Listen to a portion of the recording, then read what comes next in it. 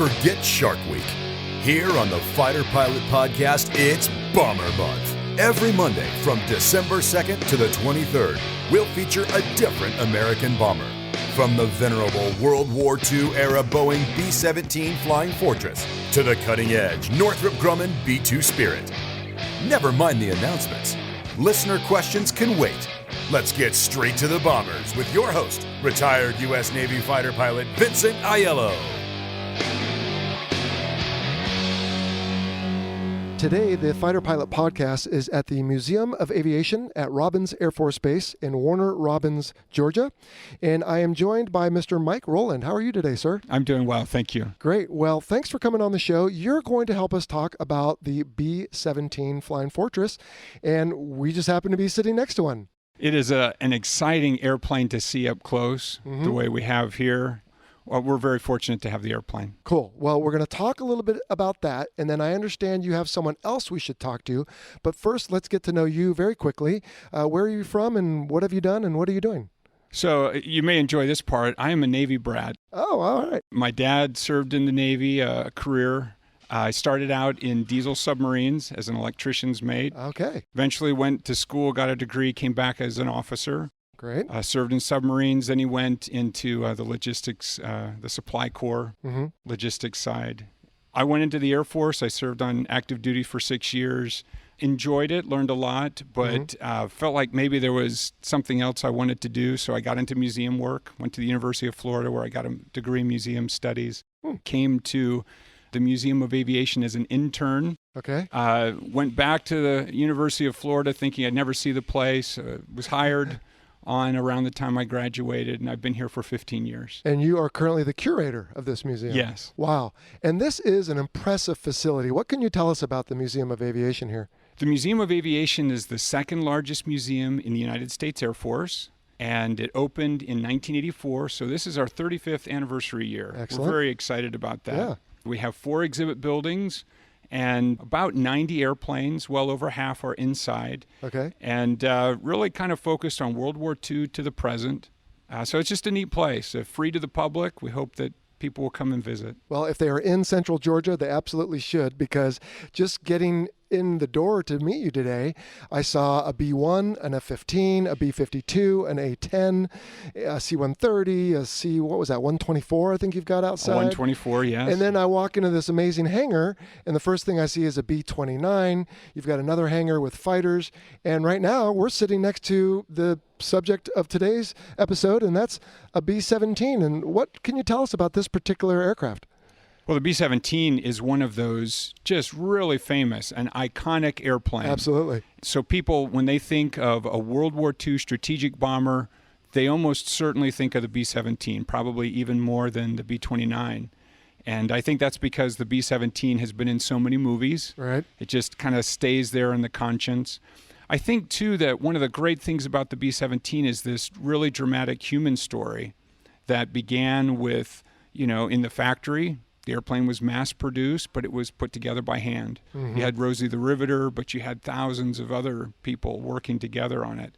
And so people had their hands all over this airplane in the factory. It gets out to the field. The mechanics have their hands all over this airplane. And then a typical 10-man crew is flying it in combat.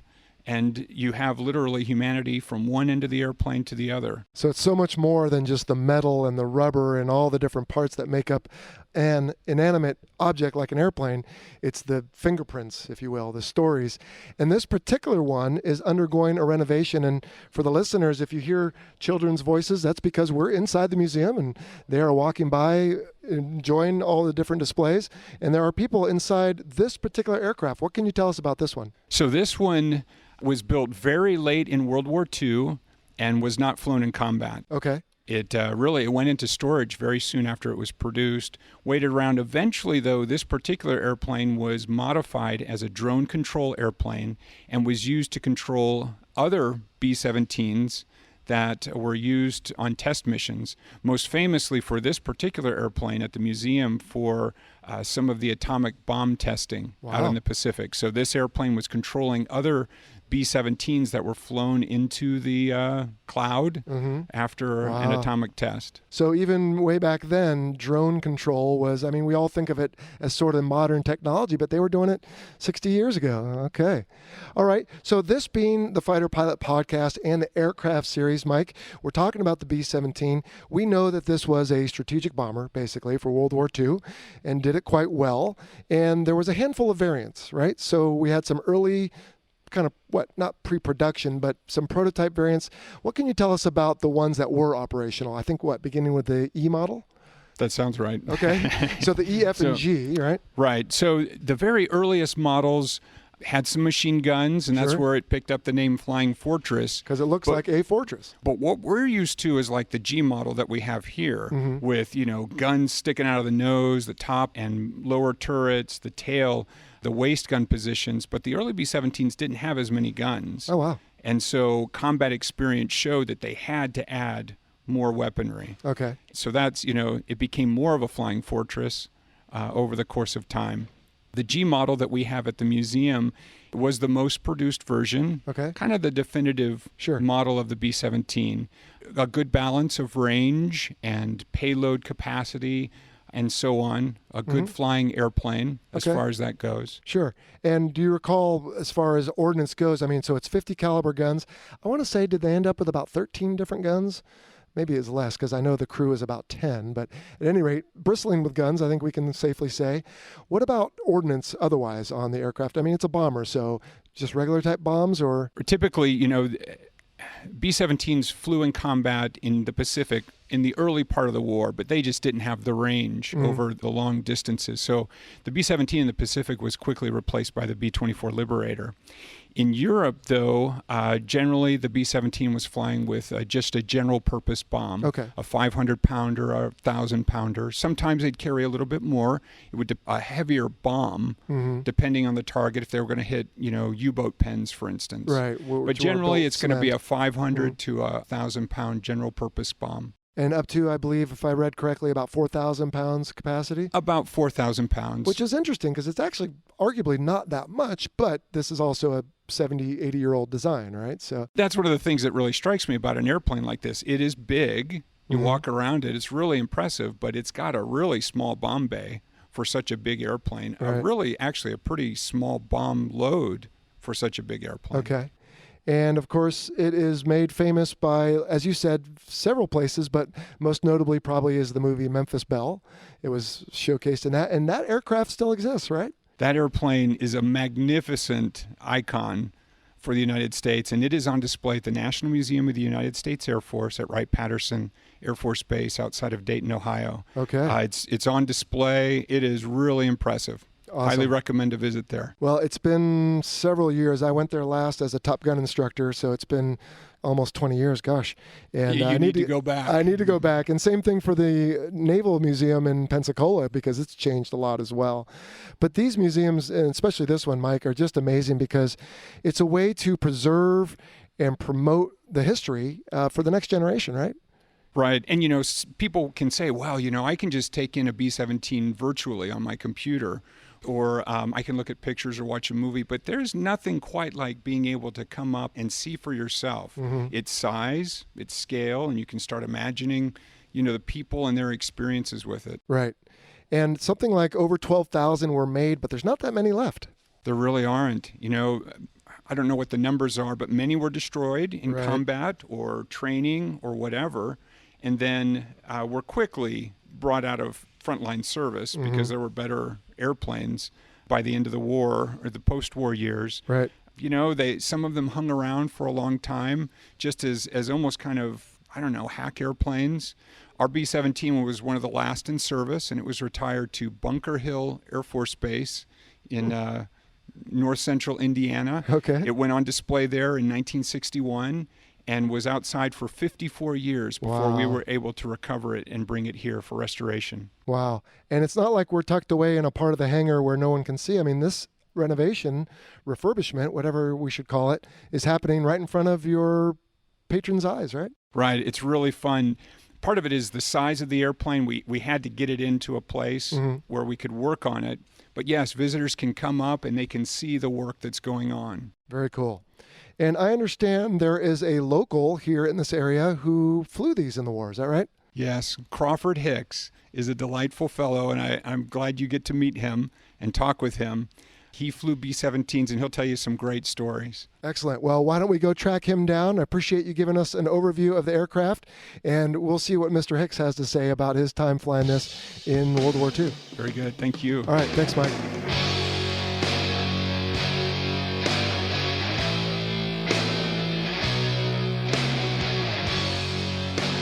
Today, the Fighter Pilot Podcast is at the Museum of Aviation at Robins Air Force Base in central Georgia. And we are joined by a young man by the name of Mr. Crawford Hicks. How are you today, sir? Fine, thank you, sir. Great. Well, thank you for taking the time to allow us to meet. And we will talk about you and one of the aircraft here in this museum that you flew, and that is the B-17 Flying Fortress.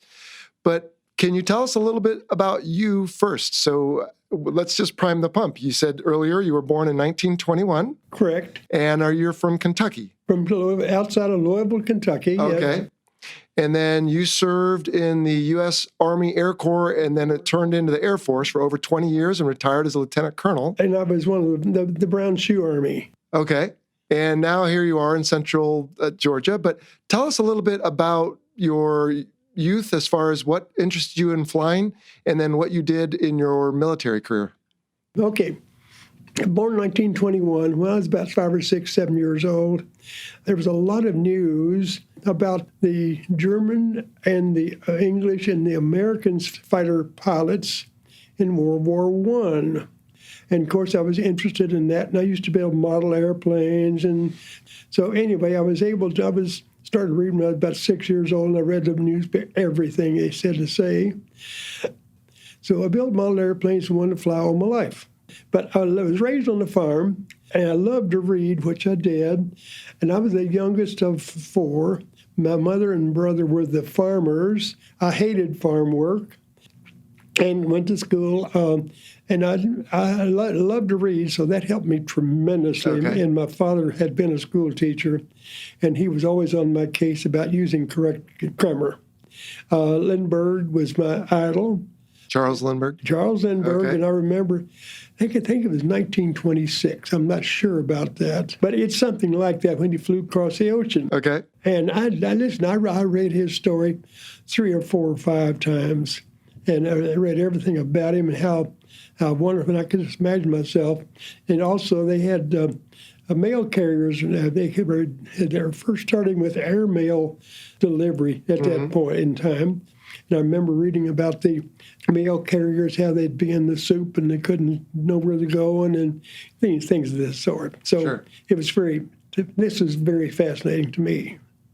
School was fun to me. All right. So anyway, went to high school and I did pretty well in high school because I was comfortable with what I was learning to do. Okay. And graduated in 1939 and outside of Louisville. I started to college, University of Louisville, at that fall. I didn't have anything, but I played football in high school, not very well, but I played. And so they gave me a $10 scholarship to play football. Well, I never played in a single game, and I didn't study, didn't know how to study, I didn't want to study. I flunked out after my first semester. Oh, no. I didn't go back. Okay. They didn't kick me out, I just didn't go back.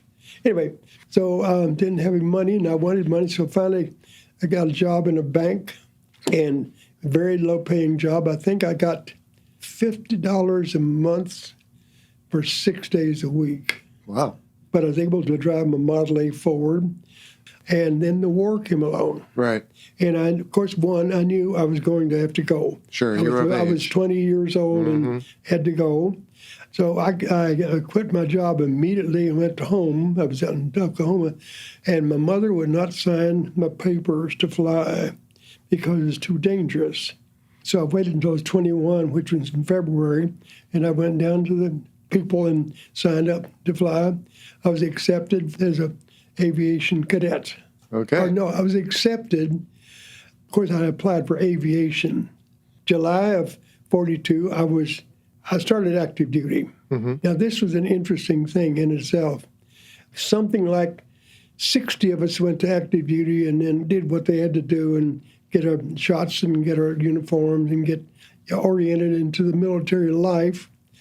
And then we took examinations for flying. Okay. And I think there were 60 of us took the exam this first time. And please, I want you to know that they keep this in context, because none of them so smart, but because people were not so smart, maybe.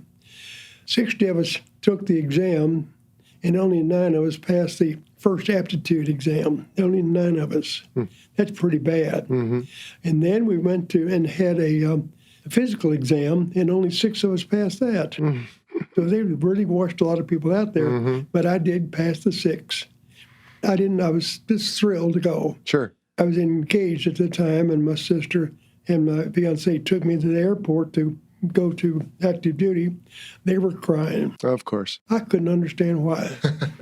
I was just jumping up and down, ready to go, because I wanted to fly an airplane. Anyway, so went to not basic training, but the preliminary down in Montgomery, Alabama. Okay. And went to cadets there. They had 2 months of West Point type training. All right. We had to, as the first month, we were the plebes, and we had to stand at attention anytime we talked to somebody, and we'd walk along the side of the walk. We couldn't walk in the middle of the walk, and our barracks were inspected every day. Our beds we had to have our beds tightened and everything like that.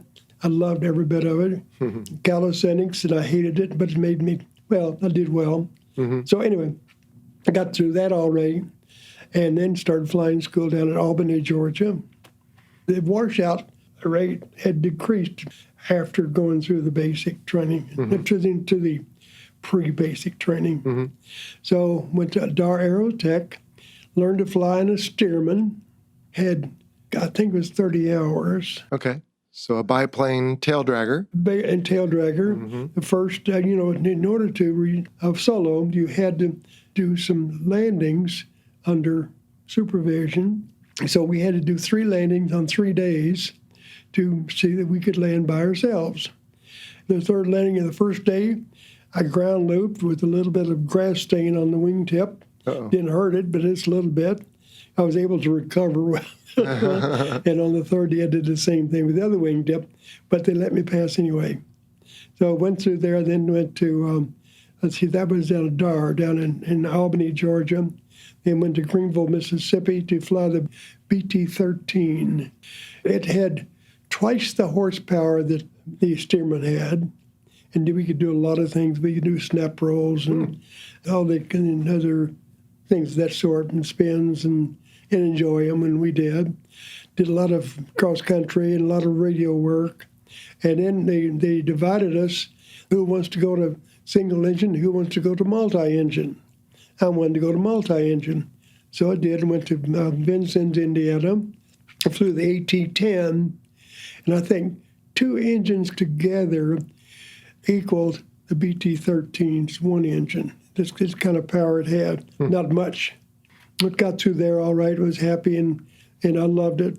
And then I got my wings and got my commission. What year was this now?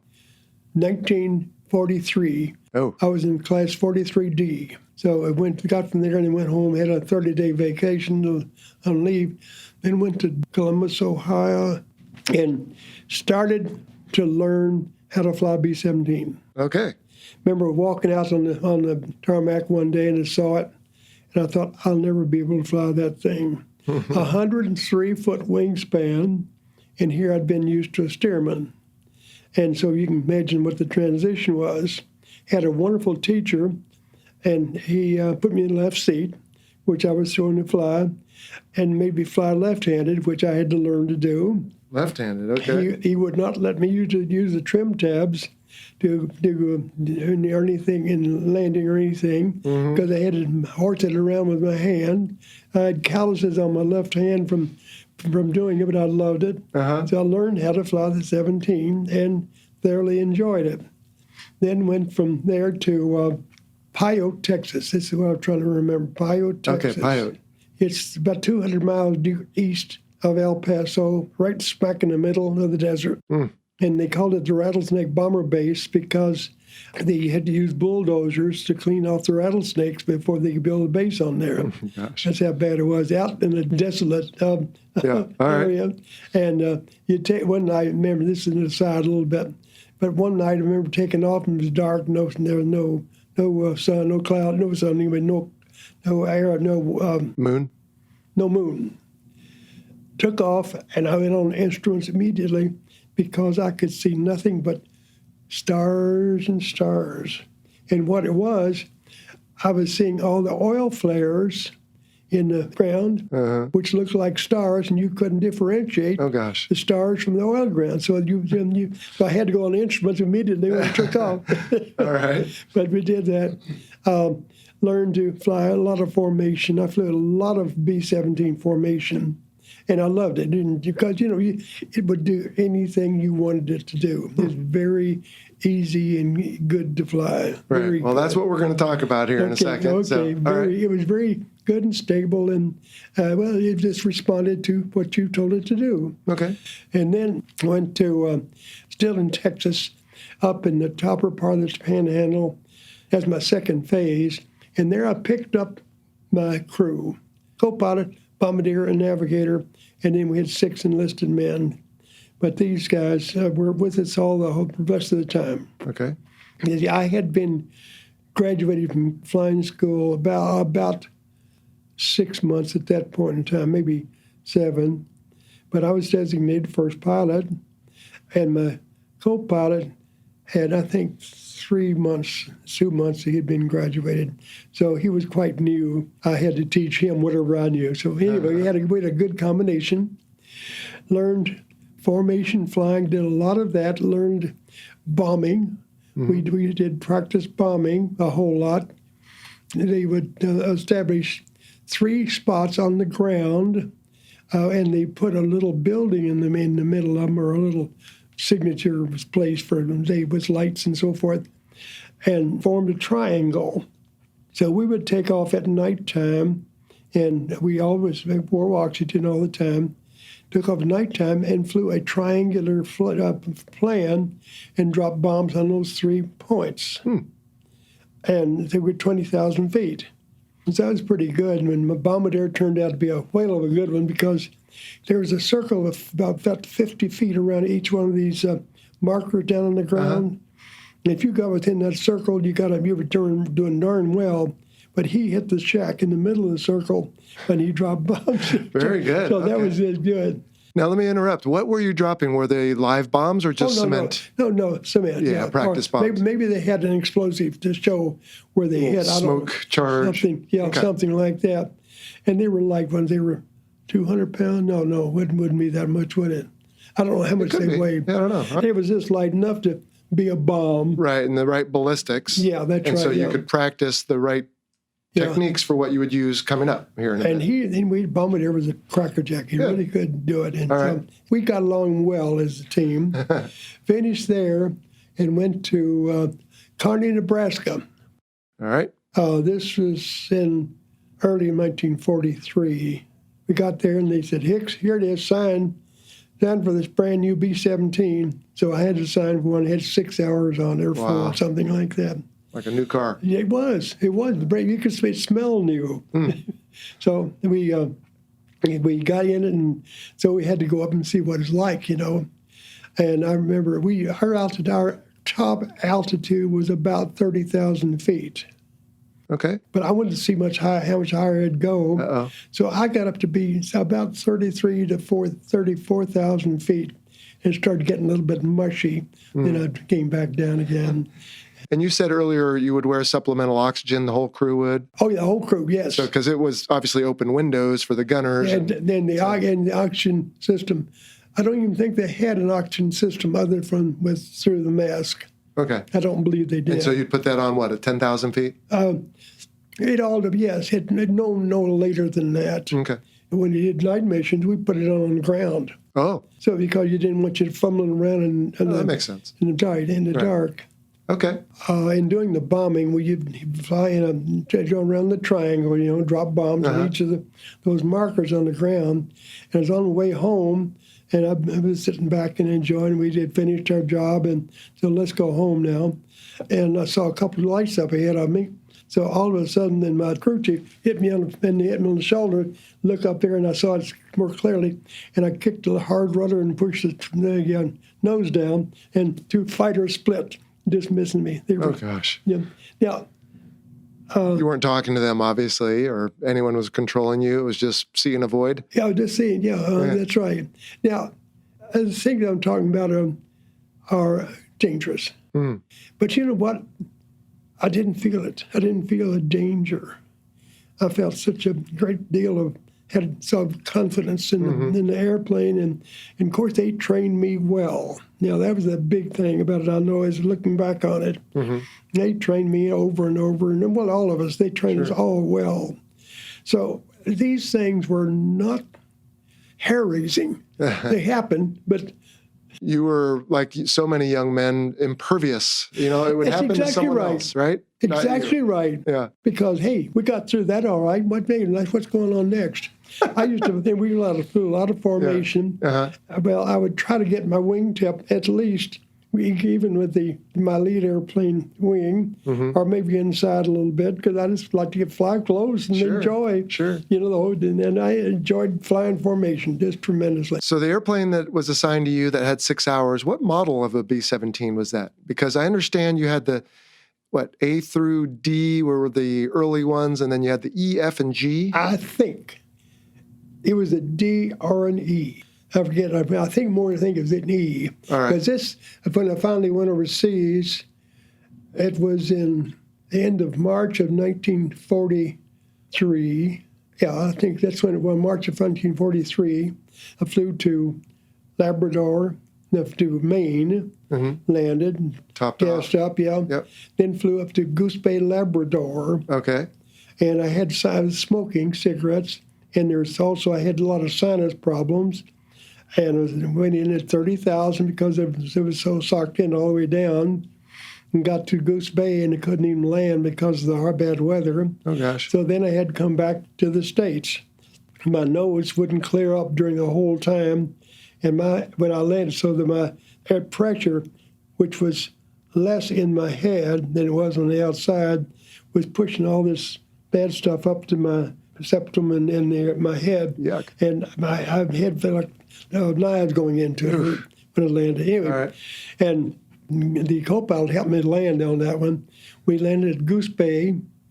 The snow on either side of the runway was higher than the tail of the 17. At 17 feet, We made the smoothest landing we ever made. You couldn't even feel it. Wow. It was that good. So the B-17s that left the United States and went to the European theater were all flown over. They weren't put on ships? I have to say that's true, Okay. yes. There were several of us in this gaggle, if you will, Sure. at that Making point. your way Several over. of us. All right. So I would think, yes, there were no airplanes carried over. They flew over. Okay. Can we talk just briefly about the B-17 as far as flying it goes? Was it a joy to fly, or was it difficult? How did you find the actual stick and rudder of landings? And, obviously when you were employing weapons later, as we'll get to in your story, you're mostly straight and level. But what about flying the B-17? What was that like? I'm trying to be as honest with you and me both as I can. Mm-hmm. I was apprehensive when I first got into it. It was so big. I learned how to cope with that. Mm-hmm. I felt more I got into it. I'll try to get to answer your question just a minute. I enjoyed it more. I'd go out and on the solo meaning I was the only pilot and the co-pilot and I, but we had a crew, but no instructors. What that meant. Okay. I'd go out and fly formation inside the wing and these all those other things. And to answer your question, I'm going around circles because of it. That's all right. To answer your question, it was a joy to fly. And I drove it all the time. I didn't use the automatic pilot very much, once in a while, yes. But it was a joy to fly. Responded so nicely to what you had. Right. And was it easy to control? Were there pulleys, or what kind of, was it a lot of work? We had dual system, both electronic and physical. The 24s had a hydraulic system. Ours was electric. The B-24s? The B-24s were hydraulic. They had hydraulics, to the elevator and the elevators and on and so forth. So ours were electric and physical. Wow. And this was a savior too, by the way. So it was quite easy to do, quite good, and it responded nicely. You could drive by feel a whole lot. A very easy airplane to fly, a very easy one to land. Of course, you can't. The only problem you had when landing, these late fighter jocks come in and they have tricycle gears, so they come in and they see a drift and on the runway they correct it, and as they're coming in, and in the last minute they kick rudder and go in straight. We came in like that, but remember, we had to fly in to do 3-point landings. Because it was a tail dragger, the B-17, right? That's right, yeah. So it was a little more difficult, but you could do it. But that was only, I didn't have any problem with it. I had to really be on my toes when I did that. But you bring it in and you cut it back and you let it fall and you let it fall and you see where it is, and all of a sudden you kick it straight and pull the throttle back and you hit the ground. The B-17 had the most beautiful sound to it when it hit the ground. The brakes squeaked. They squeaked, and you could always hear B-17 coming in. Yeah. This squeaked so loud. All right. Loved the airplane. Loved it. And did you find it to be very reliable? Obviously, with the 4 engines, you have some redundancy. Yes. Yes. I never had an engine to go out on me. Really? In the whole time I flew it. And when we got to combat, we flew an airplane that wasn't in good shape, and I had trouble with the turbochargers. And so I jockeyed the throttle the whole mission. We were all over the airplane because of the runway. The props would run away and kinds of things like this. What we did, the mission got back.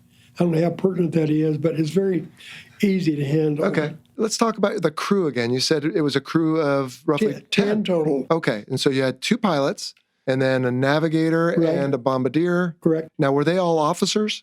Yes, 4 officers. And then the 6 remaining were the various gunners. Geneva Convention, and I'm answering your question, but I had to go around. The Geneva Convention called for treatment of prisoners of war.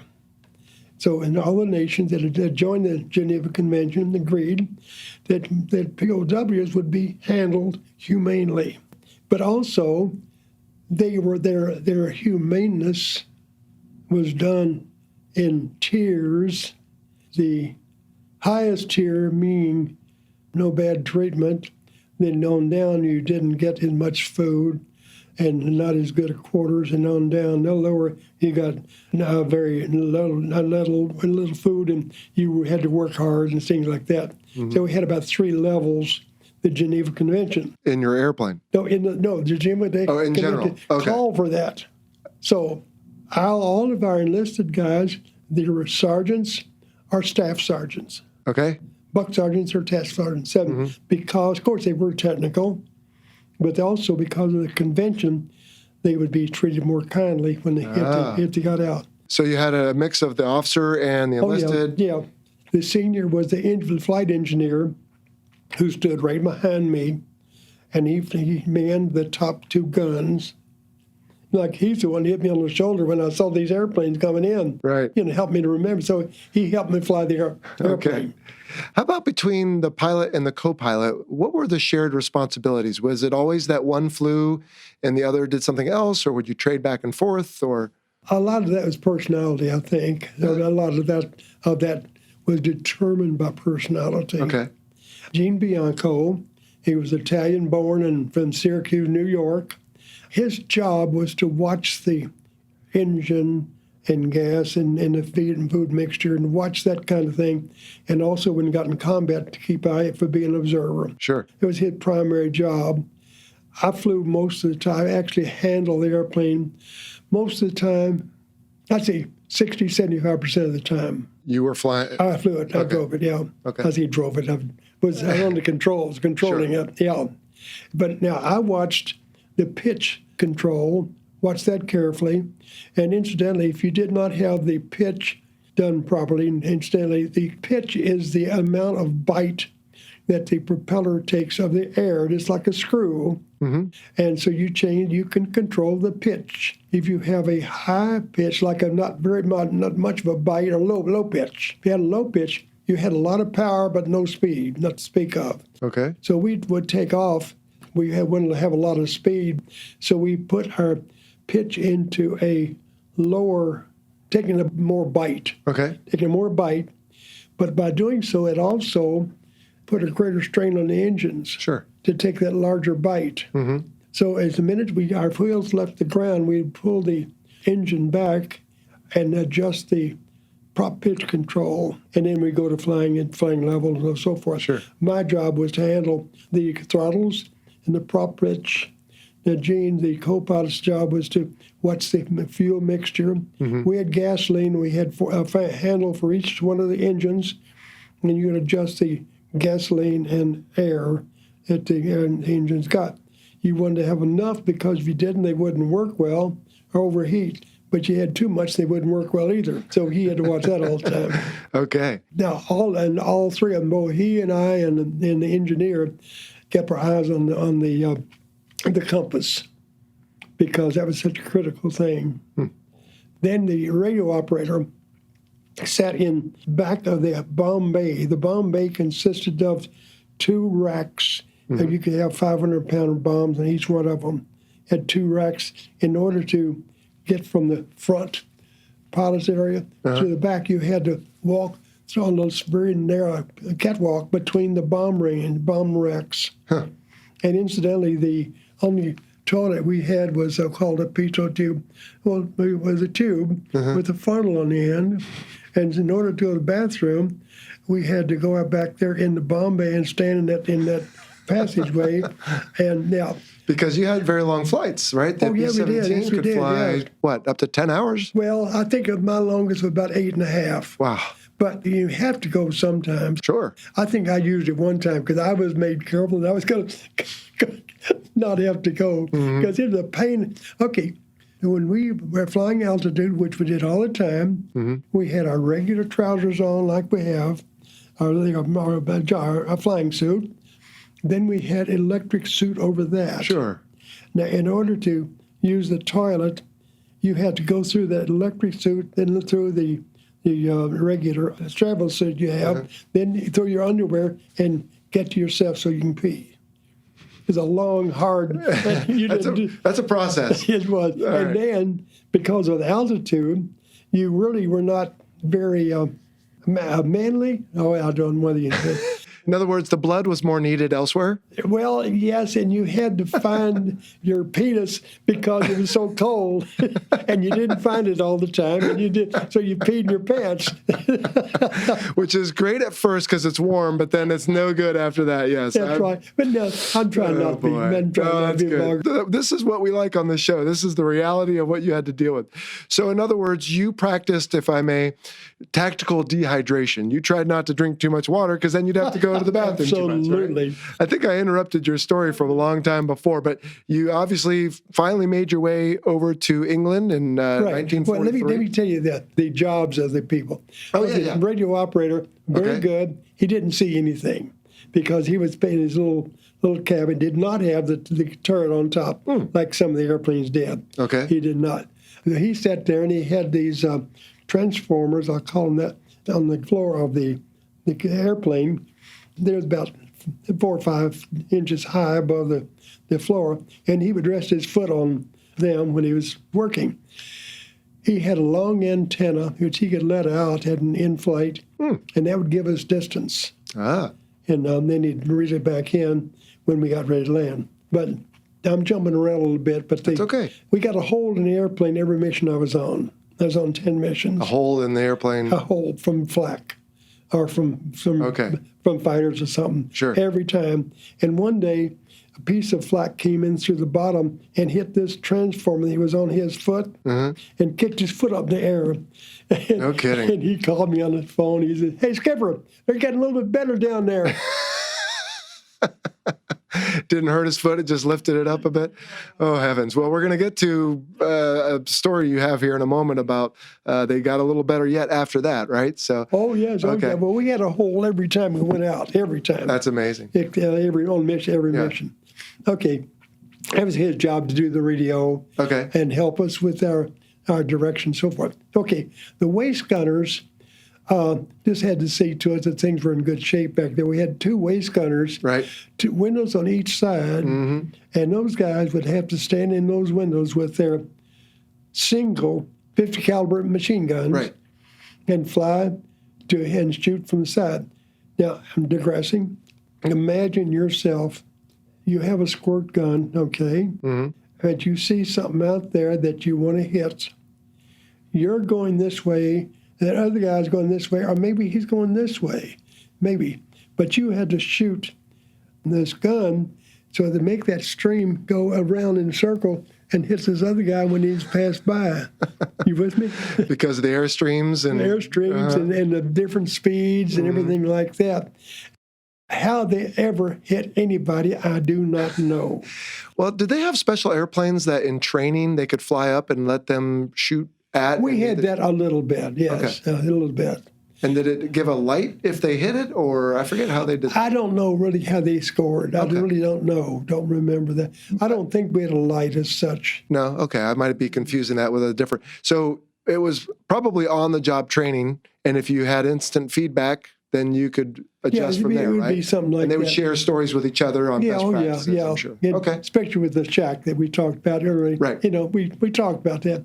But their job in the wind, in the back by the rear part of the airplane was to shoot airplanes that were coming in from the side. Right. Because they didn't have much area to cover.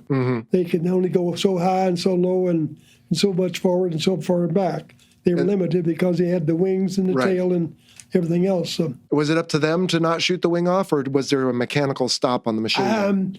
Yeah, they had machine guns mounted near the window, so they may have had mechanical stop. That would seem the most prudent. May have, yeah. Okay. That makes sense, yes. But it'd be impossible to hit an airplane. Airplanes were doing 200 miles an hour, we'll say. Our airspeed, ground speed, was 150 miles an hour. Top speed. Top speed? Oh, boy. I mean, I say top. If you flew higher than that, you would damage the engines. Okay. So we flew all our missions at 150 miles an hour. That's standing still, relatively. Yes, it is. Even though we were 20, we flew, I think our lowest mission was 27,000, and we flew from 31 to 29,000 feet on our bomb run. Okay. That's 5 miles up. And that's hard to be accurate, but you had a good bombardier, you said. Well, Norden bomb sight. I ran it one time to see how it worked. The Norden bomb sight was a top secret or secret matter at that point in time, but it enabled, and also the airplane had automatic pilot on it, so the pilot could put it on cruise control, if you will, and then it'd fly by itself. But the bombardier had a control for that on that cruise control. So he could put the airplane where he needed it. That's right. He could adjust the elevation up or down a little bit and side to side, left to right. Sure. He could adjust that to make his bomb sight be compatible with that Norden bomb sight. Now, because it was top secret. At the time, we flew in 18 ship formations. 6 airplanes in the first squadron, 6 airplanes in the second squadron, which was up and flew off the first squadron's wing, 6 in the lower squadron, and they flew off the airplane's wing. So that's how we flew 18 airplanes and dropped our bombs at the same time. Now, would all of them do their own triangulation or bomb calculations, or would they just watch for one to drop and then they'd all drop? Good point. Because of the secrecy of the bomb sight, we were told that the only airplanes that had the bomb sight in them were the lead and second lead. Okay. Of all 18 or of each element? All 18. Of the first 18 airplanes, only 2 of them had the bomb sight. Okay. The first airplane, the lead and the number 2, that squadron. So we dropped bombs on them. Or they gave the signal or they showed, we opened their bomb bay doors, we did. Right. And it was already predetermined what was going to happen. I don't know what kind of communication existed when they dropped.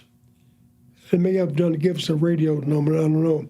But the bombardier's job was to watch that lead airplane, and when they dropped, he dropped. Okay. Now, we didn't drop like all the big one time. We had what they call an intervalometer on the bomb site. Mm-hmm. He didn't because he didn't have bomb sites. The lead did. If we wanted to do a lot of widespread bombing, we would let them drop in intervals, bang, bang, bang, bang. Or if we had another kind of, we could all drop at the same time, all depending on the target. Sure. If you wanted to concentrate the impact or spread it out. Yeah, we hit Berlin 4 times, and we had it intervalometer because we just wanted to do as much damage as we could. Then let's go back to the tail gunner now. And the poor fellow, not poor fellow, he was way back in the very end, and he was comfortable. He had good quarters. These guys in the wings had to stand all the time to work. Everybody else sat. Okay. And the tail gunner, I think he lay there, I'm not sure, but he had 2 guns, and he can use them. He had a pretty wide spectrum, because sort of like a cone that he had. Okay. And he had twin guns, I think, right? Twin guns back there, single guns in the side. Engineer had double guns. On the top. I think in the later airplanes, we had 2 guns in the 10. Oh, yeah, the chin. 2 in the bomb, 2 in the ball turret, too. Underneath, yep. Yeah. He was my number one concern in combat because I can just see him being in that ball, and we got hit, and we're falling, and jumping out in the parachute, and he's still there. It was almost frightening to me. Mm-hmm. And so I remember when we got hit from the fighter, I said, "Get Vasilic out of that ball." I remember now jumping on the intercom, and there's the 2 side gunners would help him get out of the ball. Did he get in there from the beginning of the flight or go down prior to expected combat kind of thing? No, he would get into the ball, after we had taken off, and then we started getting to our positions. Right, okay. Yeah, because he was not totally comfortable under there. He had to scrunch up, And, right. And when we got back, that's when we left enemy territory, he'd get out. Okay. Now, let's talk about, because you alluded to it now, but you did so many missions over Germany in 1944. 44, correct. Okay. And let's talk about some of those missions. You said you attacked Berlin. Any other noteworthy attacks prior to, there was one where you had a takeoff but no landing, correct? Oh, yeah. And I think that was Aschersleben. And I think it was a gun manufacturer or mechanical place. Now, remember who we were. We were not the guys, we were, don't do as I say, do as I do. We were guys in the back, and we just did what we were told. Okay. Now, I'm not being nasty in saying that, but our upper echelon didn't want us to know too much. Oh. We didn't need it and wouldn't do any good. In other words, just fly in formation and drop when the guy drops? Yeah, fly and follow me and do what I do. Okay. And we understood that. It was not a problem, but they are the ones who had the intelligence information. Okay. And also the navigators, and my navigator was very good, and he was given some intelligence information, more than I had. Really? More than I have. And going forward, we got captured and went to this interrogation center. They had spies in England, so they knew the airplanes, knew when they took off, and they knew all these kinds of things. And I'm doing around circles, but I need to tell a little story in order to get to the story. We would be briefed to fly at a particular altitude. We knew our positions in the formation, but we were able to fly and bomb at a particular altitude. We were told this in our briefing. And this time we were briefed at a particular level, may have been 27 or 28,000 feet, I don't know. But at the runway, on the takeoff runway, they had a big blackboard set up and said Angel +2, which told us that we were flying at our prescribed altitude plus 2,000 feet. That was our last mission. This is to hit Aschersleben. And apparently they did that because of gunnery range and things of this sort. Okay. So that's what we did. But Oxersleben is the one where we hit the target, okay, and we left and did our diving turn to the left or right. Beautiful to see 18 airplanes all diving at the same time and turning out. It was beautiful. We went to start on our way home, and an engineer, I forget who it was, said, notice we had an airplane coming toward us, it was the ME-109, and we all could see it pretty much the same time. You could see the guns, the shells coming out of the nose. Messerschmitt 109 had a gun which fired through the propeller hub, meaning that the pilot could aim his airplane like a rifle and make the shell go where he wanted to. Instead of on the wings. That's right, because on the wings, the fighter jocks had to have their bullets, their tracer, if it converge, it's something like 600 yards away or something. They had it fixed so they'd converge there. And how they ever got those mechanical gun sights to tell you anything, I don't know.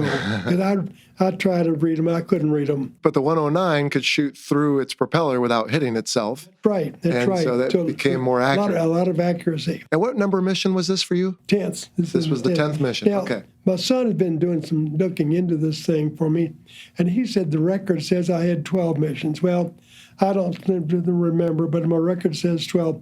I know that I flew one mission as spare. Took off as spare and came home. Okay. As I was supposed to. Maybe they counted that one. And I flew as spare on another engine another time when the guy did drop out, and I went on and flew. Oh, okay. All right. I say 10, he said 12. Okay. It didn't make a whole lot of difference, really. Now, was this the first time your airplane was being targeted by a enemy fighter on this 10th mission, as we're going to call it? Or had you been shot at before? I mean, obviously you dealt with flak. I really don't remember any other attacks. Okay. Maybe one or two. I remember one more, but maybe a quick slashing attack. There's one incident I'll tell you about. I did pretty well. I've been flying it, and I was decent, in being able to do what I was supposed to be doing. So I started flying second element lead in the squadrons. Okay, we had 3 squadrons of 6 airplanes, right? Each squadron having 3 airplanes.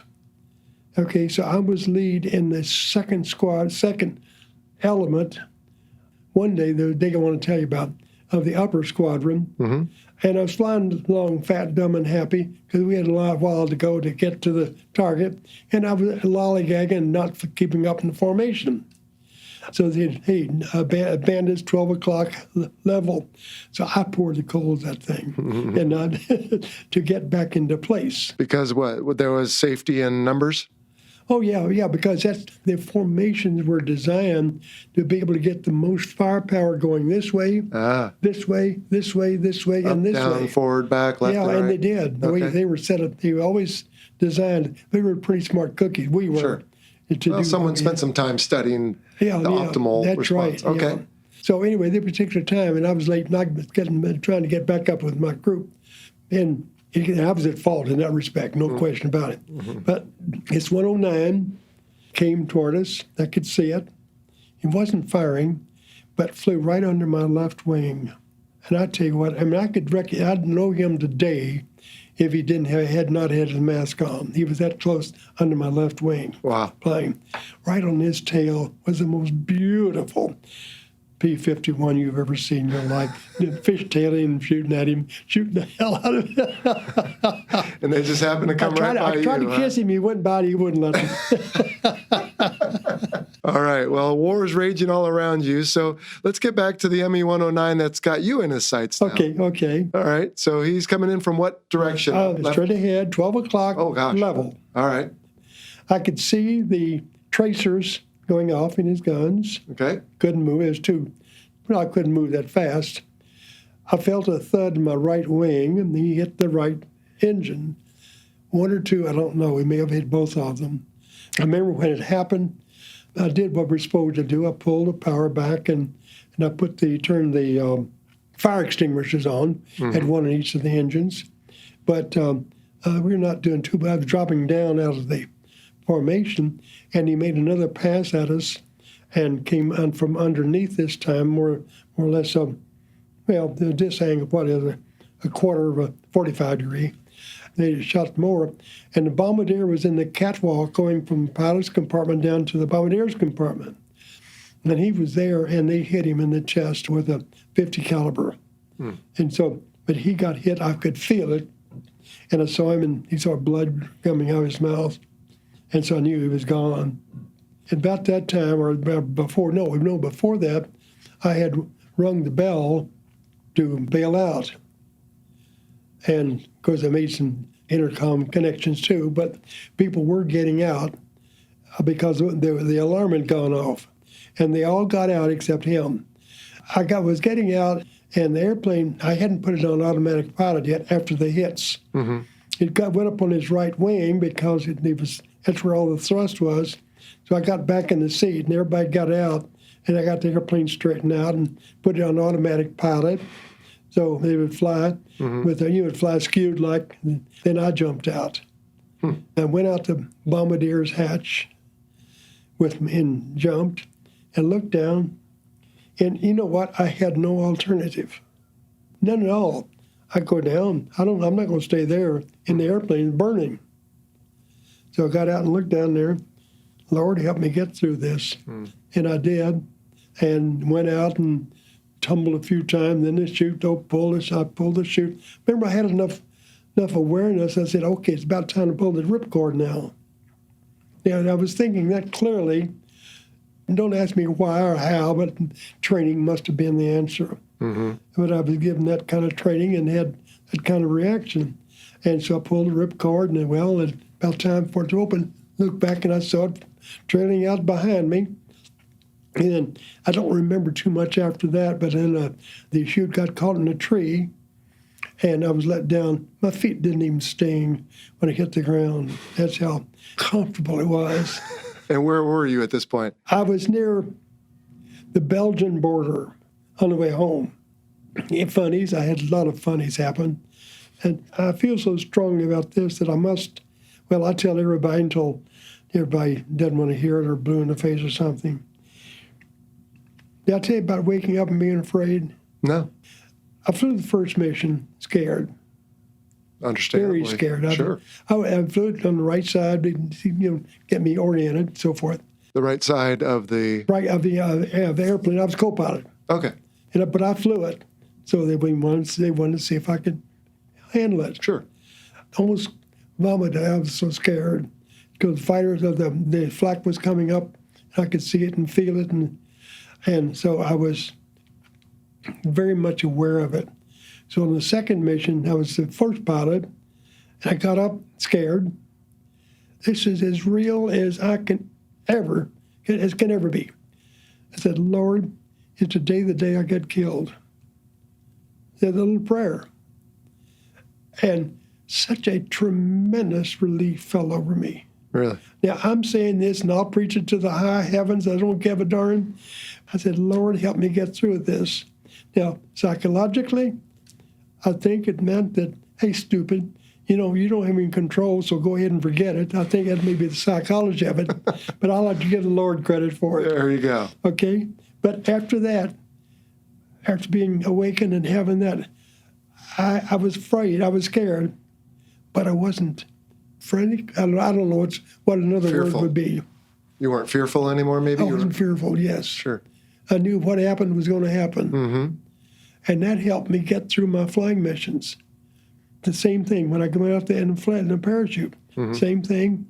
And I said, thank you, Lord, for getting me here. Mm-hmm. I mean it, really, because this is the way it was. My feet didn't even sting. I had a gentle landing. But you were all spread out, your crew was, right? So yeah, all did any of you meet up, or was that impossible? Three of us, we got together after it happened. We were under control at that point, but three of us were put together. Let me tell you one funny thing. A lot of funny things happened.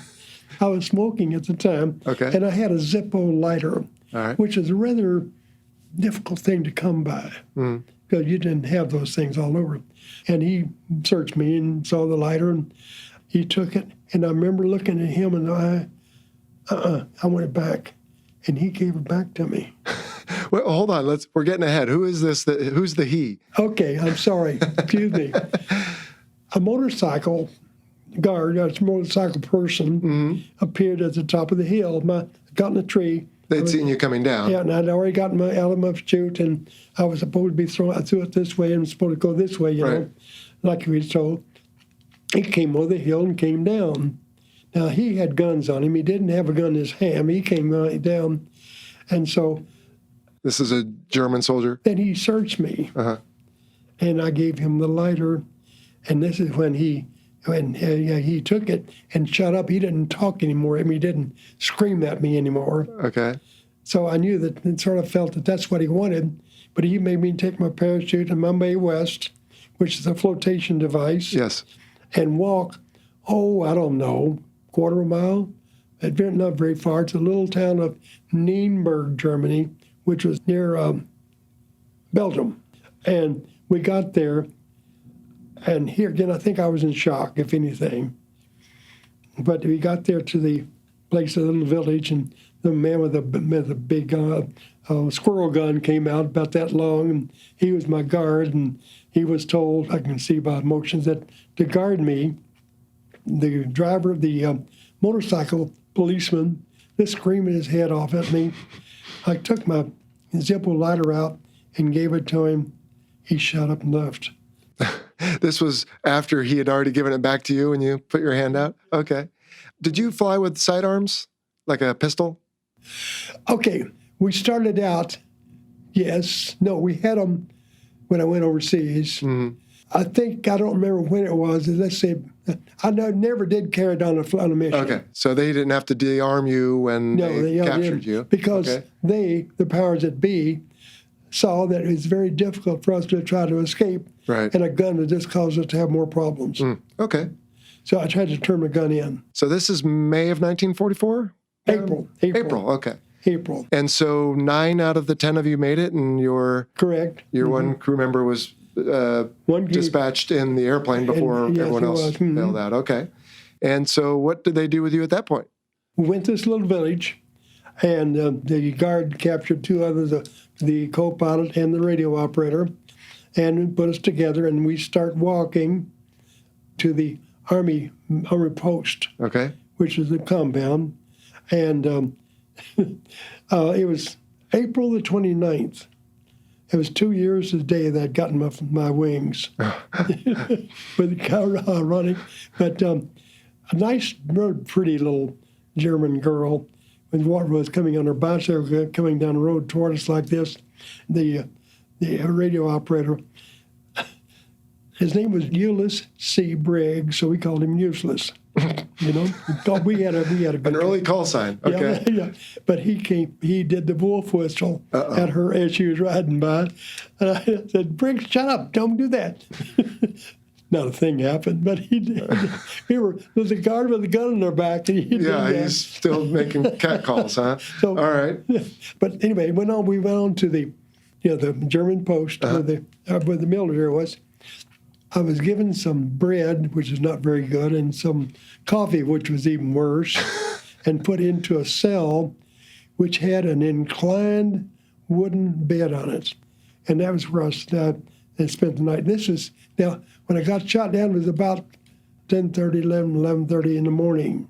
So by the time I got there, it was in the afternoon. So I went in, and they didn't interrogate me or anything, but went ahead and put me in jail. Okay. I could hear airplanes, and I was in the area, I thought, on the ground. And I thought, now, if I can escape, I can get in one of those airplanes. Shoot. Well, a man has to have something to keep his brain stimulated. Yeah, that's right. All right. Okay, so that happens. At that point, food was horrible. This coffee and bread was just, well, it was something in your stomach when I made it. Right. I smoked at the time, but I had not had a cigarette for a long time. Got out, I think being taken to the room, to the cell, I had phlegm in my throat. So I coughed it up and was going to spit it out.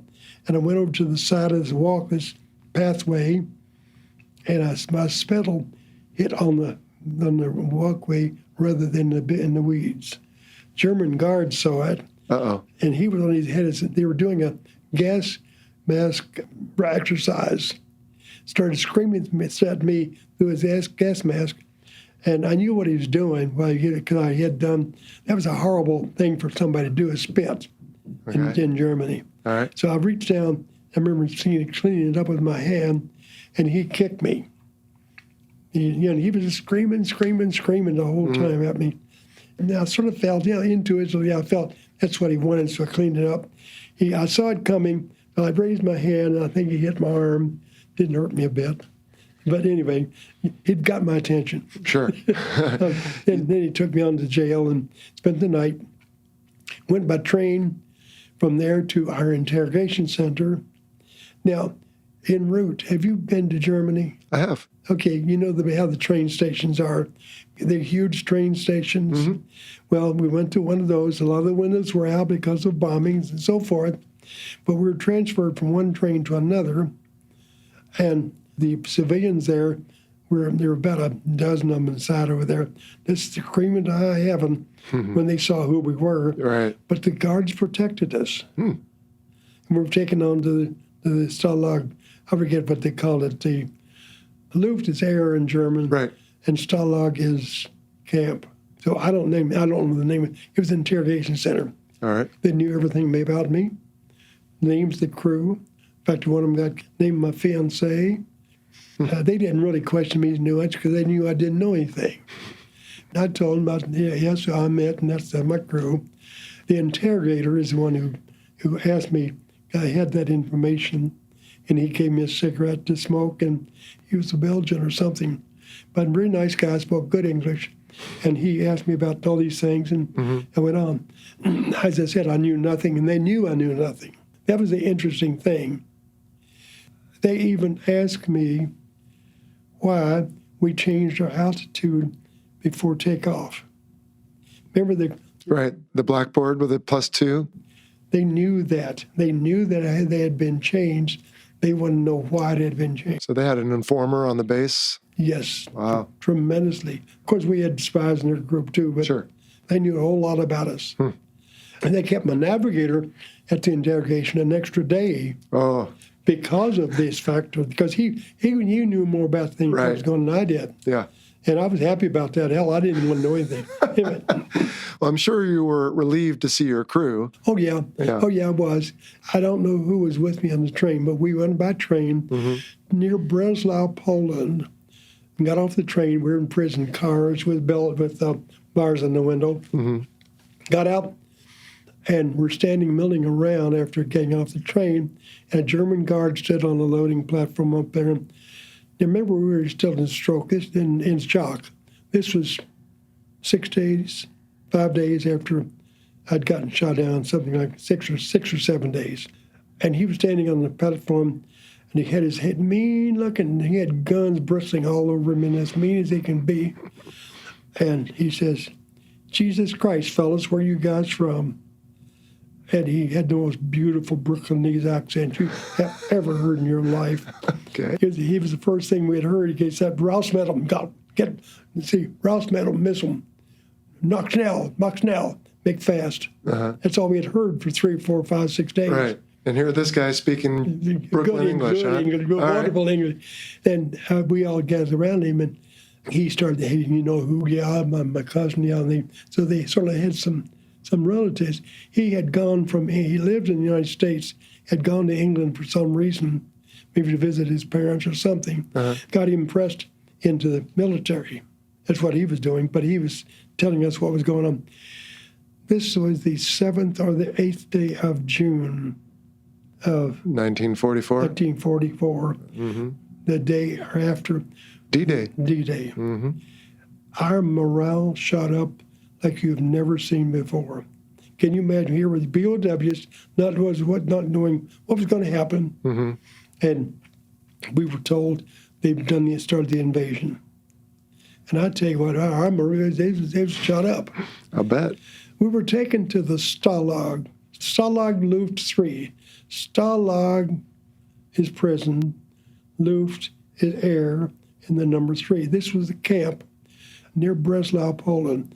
Breslau was, the border was just very close to our end of our camp. That's how far we were. Now the compound, and this is my calculations just from memory about how large it was about 500 plus acres. Now I'm guessing at that because I don't know. Each of the compounds held 2,000 people. We had barracks like Hogan's Heroes. Like Hogan's show, Heroes, huh? just exactly like ours, yeah. Huh. And you see the relationship they had. We had not as good a relationship with the guards, but pretty good. It didn't have any positive bad treatment at all. No torture? No, we were officers, and the Geneva Convention prohibited that. Right. We were held there for a long period of time. As officers, we had to do nothing. All we had to do was survive. The Germans gave us half of a Red Cross parcel a week. We were supposed to get a whole one. Well, we were hungry all the time. They fed us one time a week. Their bread was this horrible German bread. It was terrible. But they fed us whatever they had. Sure. And they fed it. There's a big thing that looks like a turnip, about that big, has a name for it. Purple on top and around. And they would give us, when they had been grown, they would give us, that was our meal for the day, or sometimes various kinds of things. They were not bad, not very much of it, though. I went down about 155 pounds and that's while I was there because I was hungry all the time.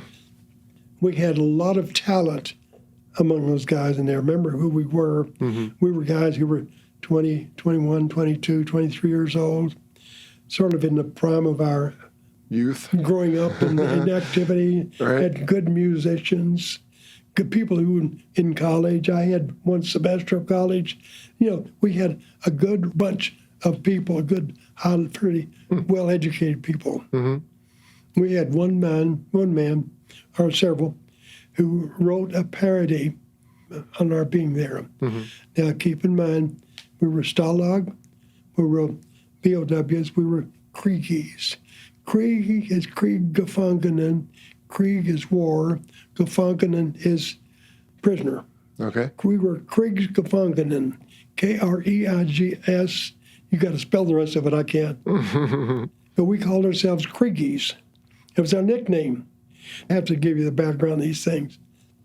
Again, the quality of the aptitude that our people have is fabulous. I wrote this song about our prison camp. And it was based on, see if you can remember, if you can identify the melody, which I hope I can do. Don't know why there's no sugar in my pie. Creaky rations. My appetite has overcome my passions. I'm hungry all the time. Tables bare, there's no food there anywhere. It's starvation. My soul has reached the depth of degradation. I'm hungry all the time. I dream of ham and eggs and then wake up all dyspeptic, something. And all my coffee is off the, my call is nothing. And that bread is nothing. It's except okay words. Hungry as I am, soon die of diabetic. That's when I blow my top. Can't go on. And that's it. That was it. Can't go on. You still remember that pretty well. Yeah. 75 years later. Yeah. Oh, dear. That was stormy weather. Stormy weather. So you took that. Right. And it said so much in such a little time. Sure. Well, you need a way to process the experience you're in. You're confined, but you're not horribly maltreated. That's exactly right. But whatever the issue is, in this case, lack of food, that becomes what you focus on. Okay.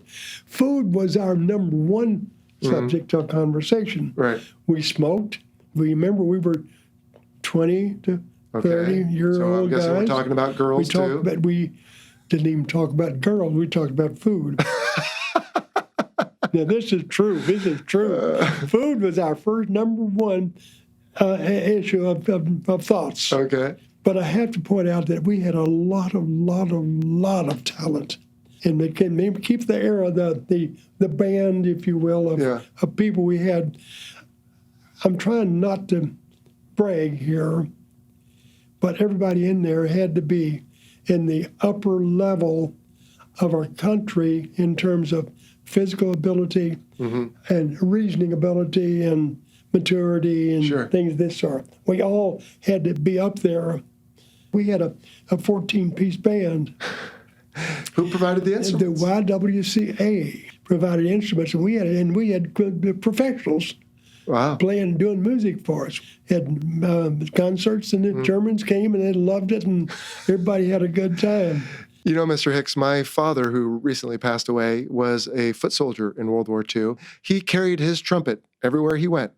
He was a combat engineer, and he fought in the Battle of the Bulge, and he liberated a prisoner of war camp, not yours, but he, at the end of the war, had a band as well with Hank Mancini, and they played in the south of France for a long time.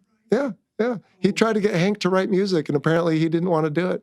And finally he came back, and of course we all know that he wrote Pink Panther and a bunch of others. But it's interesting to hear you talk about music, because when I think of World War II, particularly with my father, who we buried just a few Fridays ago, that was a big subject of the conversation. Was he carried his trumpet everywhere he went and always put together a band. So it sounds like you did as well. How old was your father when he died? Not quite 94.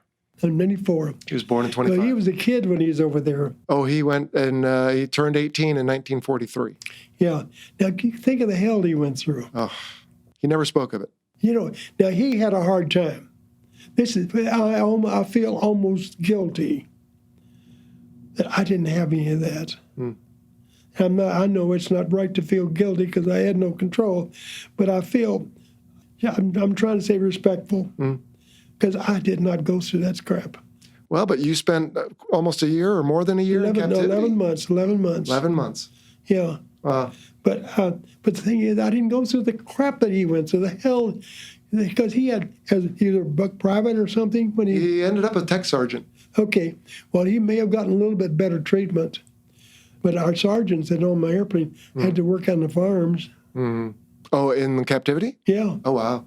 See, we didn't have to turn a hand over. We have to take care of ourselves. But they made them forced labor? Yeah.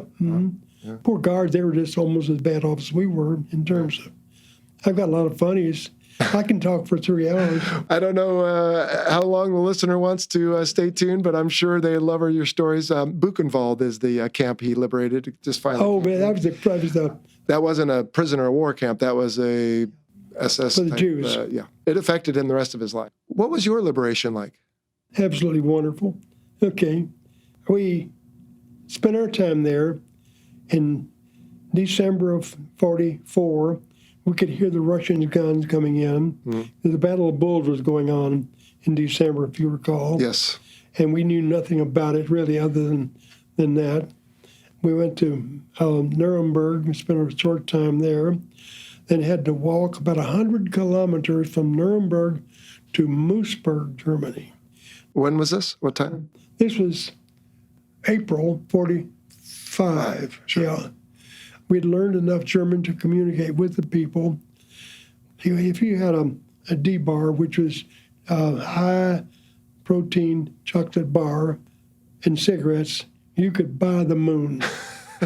You could barter for other things. We had those things. Like gold bars. And so we used them as such, too. I heard, and I have no bearing, that one guy got disease on the march, but I don't know if that's true or not. I mean, a certain type of disease? Yeah. Because he had cigarettes and chocolate? Exactly. No question about it. But we traded some cigarettes for this cart, a two-wheeled cart that the people used to move their goods from home, from the garden up. And we were 4 of us together, and they put our gear into that cart, and we did 100 miles pushing that cart. Here's a piece of cake. 10 miles a day, but a piece of cake. Oh, gosh. I must tell you about the release. April the 29th, which was my graduation anniversary. 3 years earlier. We heard noises at Sunday. It was on a Sunday. Heard the sounds of guns and so forth. And then we saw a tank coming over the top of the hill. And it was Patton's tank. And he was in the first or the second tank. I don't know which one. General Patton himself? Patton himself. Wow. And the tank ran broke the gates down. Sure. And we all got, well, I still do it. I cried. Yeah. Flag went up. I cried. I wasn't mistreated at all, but I was free now. Yeah. But he came in tall, had on with, he had 2 or 3 stars, but he had enough of them. Mm-hmm. His purple guns in his friend. Yep. Walked around, and I tell people this, and I'm lying, so make sure that everybody knows. I was walking beside him, and I tried to kiss him, he wouldn't let me. I'm lying, like, but I was walking. But you wanted to, right? Yeah, I did, and I was walking this close to him. Wow. I was running, and he was striding. He was a tall man, and he went and inspected the camp, and he finished up and said, man, you've done a good job here. He had a high-pitched voice, but Lord, he was wonderful. Oh, wow. So we were held there. Salvation, right? That was my release from prison camp. Wow. All right. So they shipped you back. I want to know, did you ever fly the B-17 again? No, not the 17, no. No, okay. No, I flew a little bit. After that, I flew AT-10s. Well, you made a career in the, became the Air Force, right? I got out of prison camp, got married, went to and got on active duty. I flew a little bit, but I was put on a desk job, which I hated. I really remember. Like any pilot. Remember, I was unlearned. Really, all I knew was flying airplanes. I didn't like my desk job. My wife got pregnant, so we decided we'd get out and go back home to Louisville, Kentucky. All right. Which we did, and then I got dismissed from but I stayed in reserves. And rose to the rank of lieutenant colonel. That's exactly right. All right. They'll go a little bit of it, yeah. Okay. So we got back, and they had 3 children, and I started college. And I tell you, I had to work and go to college. It was rough. Didn't have any money as well. And my pay rose to captain then, and my pay was $400 a month. No flying pay at that point. See, I think flying pay was 50% more. So I was a captain there until got recalled. I wasn't in a flying state, nor would they put me back on flying work. Okay. And flight status. And so finished there, and then applied for ROTC, and I got a job teaching at the University of Kentucky. Oh, so you were a professor? Yes, assistant professor of air science. All right. Big deal. But I was in the presence of angels or of kings. Okay. Have you ever heard of Rupp? Rupp, R-U-P-P. In what context? And he was the basketball coach for University of Kentucky. Okay. No, I don't believe I have. Mean as a snake. But Kentucky was the national champion for 3 or 4 years. Okay. And this was in 46, 48, something like that. A couple of years after the war. Rupp, and who was the football player who was from Alabama? He was so mean. I look back, and I think the world of football has ruined the colleges. In this respect, has damaged the colleges because those guys in the basketball first, in the ROTC, we had rule was on that this was when the draft was in place, but you were exempt from the draft if you were in college. Rupp and this other coach got the best men they got that came in, and they went to those two, football or basketball, and therefore got scholarships, but they had to be in the military, so all of them they were in ROTC. Okay. Some Army, some Air Force. Sure. Did you ever find out who the pilot was who shot you down? Never did, no. No information about that? And what happened with you and your crew after your entrapment? Actually, I don't want to call it entrapment. What would I call it? Imprisonment. Yeah. Have you kept in touch? Did you keep in touch through later life? To a degree, yes. Okay, with the co-pilot and navigator, very close contact, because the navigator was from Nashville, and the co-pilot was from New York, and so we did get together and communicate.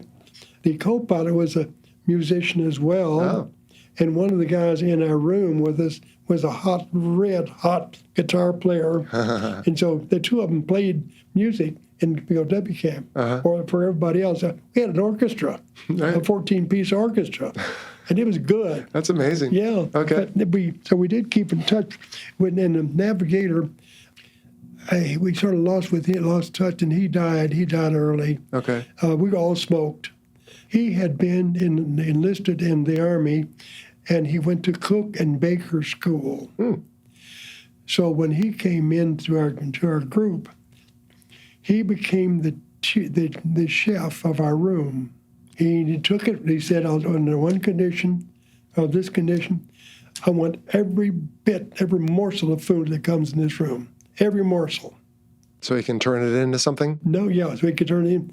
And also, he had one assistant who was a navigator and later on in B-52s or something. But anyway, he had a navigator with him.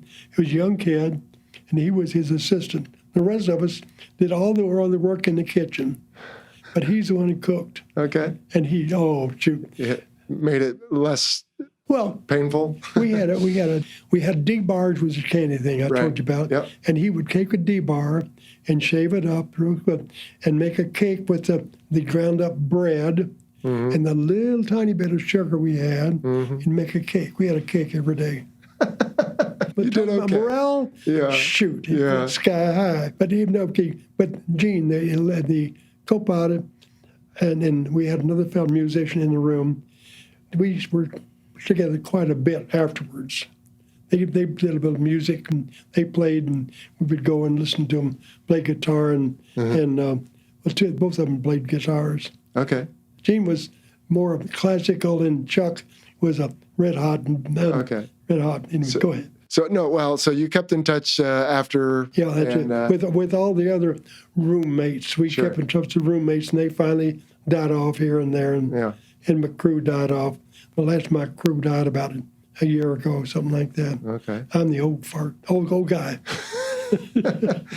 Have you, in the years since, gone back to Germany or Poland?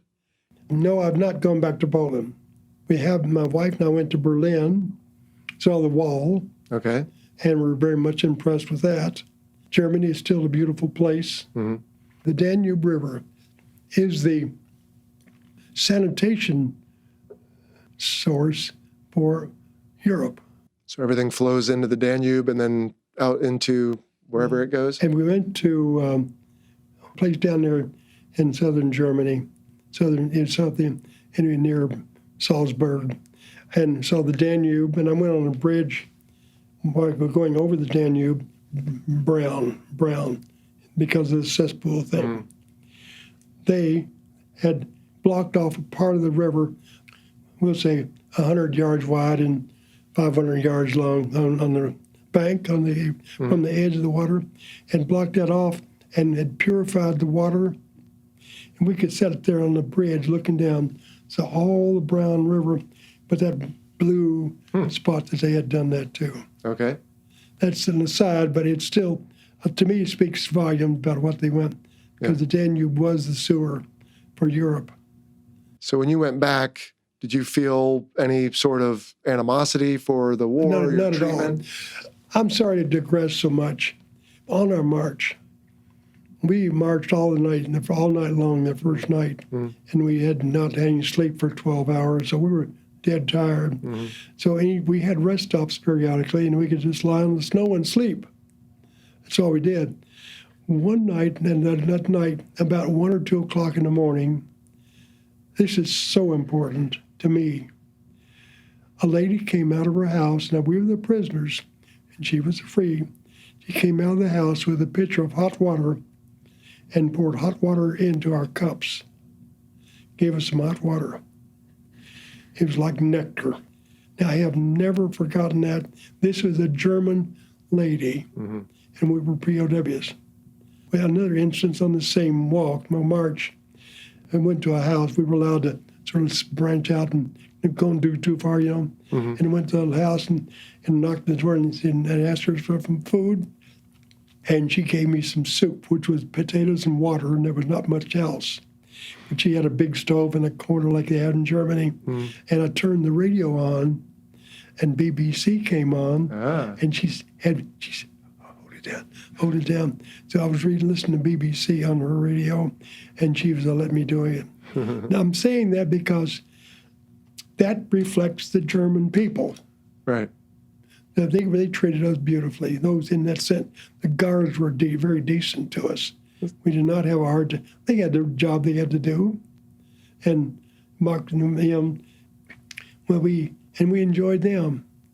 Well, and they were doing their duty, arguably. Yeah. Hogan's Heroes physical camp was modeled after our camp. Okay. So no kidding. The same, almost identical to it.